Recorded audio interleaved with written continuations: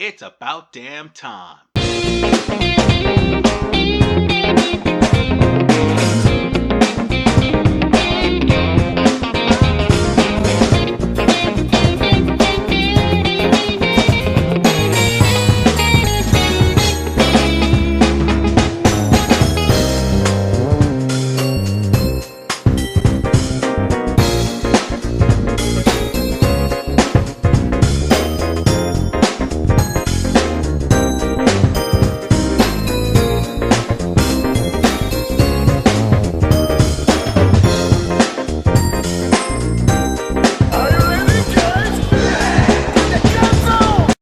It was only a matter of time before we come to the game.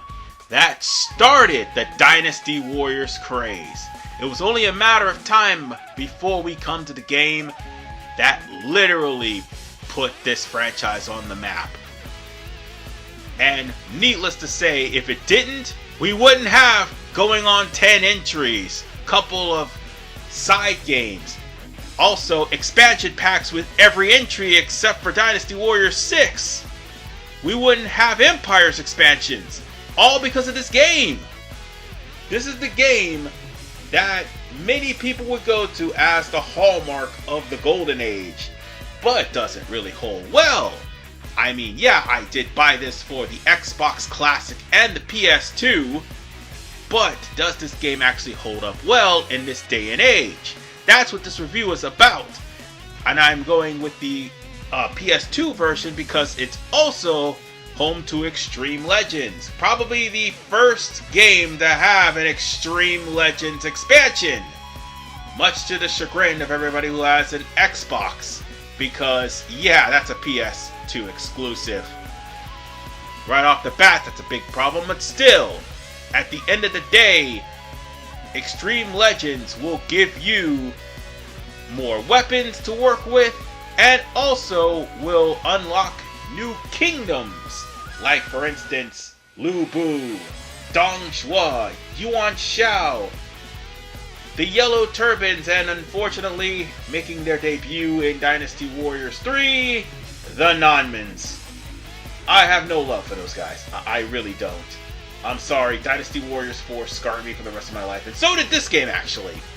But whatever the case, ladies and gentlemen, we're going to be going to the good and the bad. And we'll be doing it all in Dynasty Warriors 3 Xtreme Legends. Let's go! Exclusivity strikes again!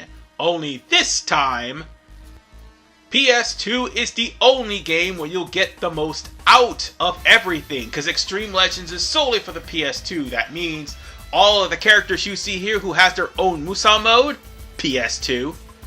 The level 6 weapons, not to mention very powerful rare items, PS2. And on top of that, the extreme mode for certain modes in the game, PS2 exclusive.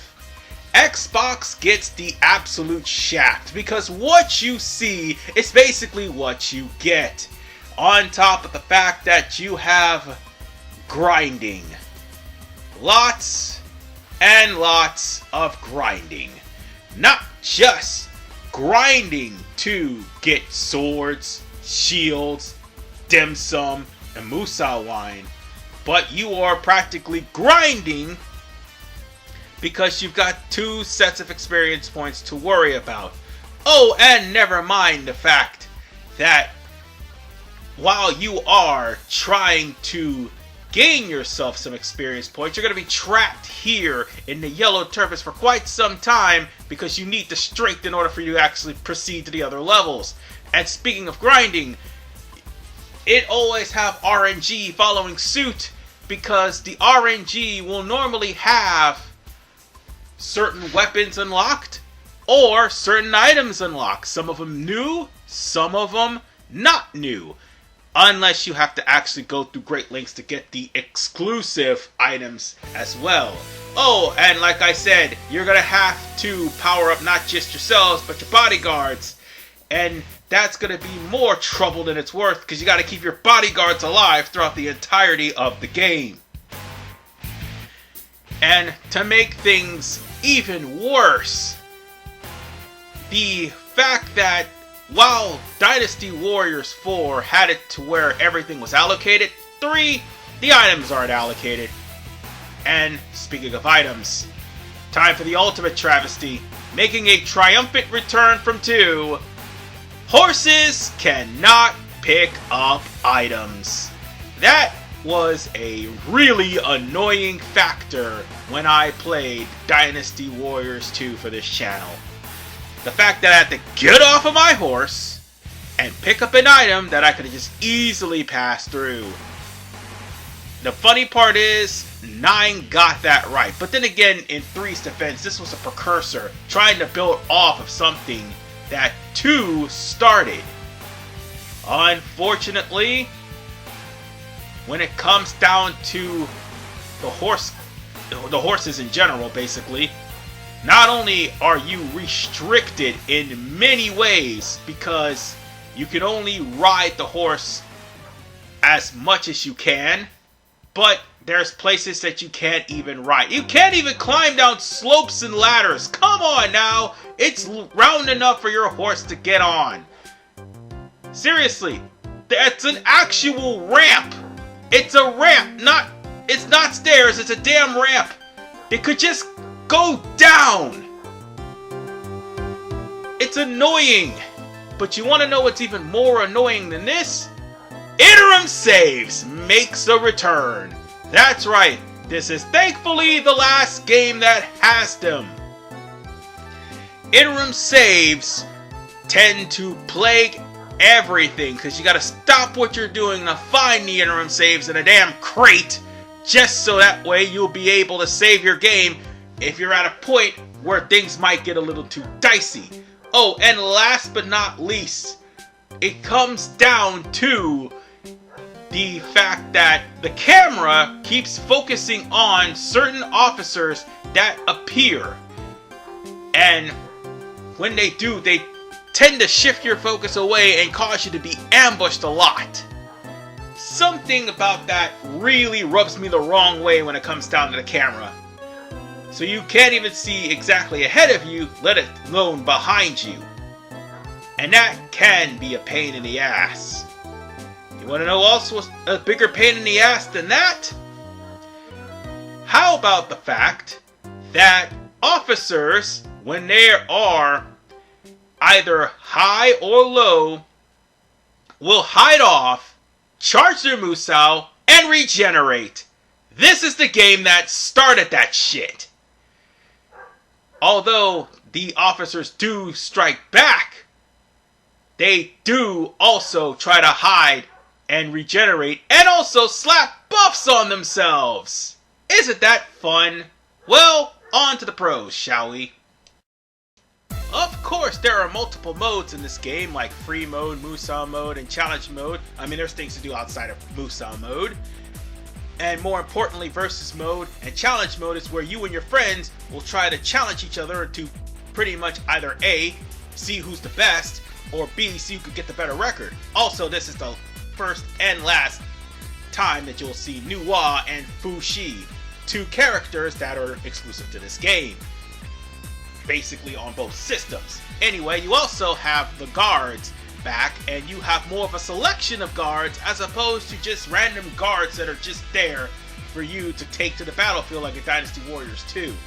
And these guards can definitely help you out, and more importantly, tell you if you're going in too deep in battle. More importantly, you have more than just one weapon. You actually have stronger weapons, and so too does your bodyguards, so long as you meet the requirements, or more importantly, randomly get them via RNG. Either way, there's more variety to work with, and you also have saddles too, which is awesome.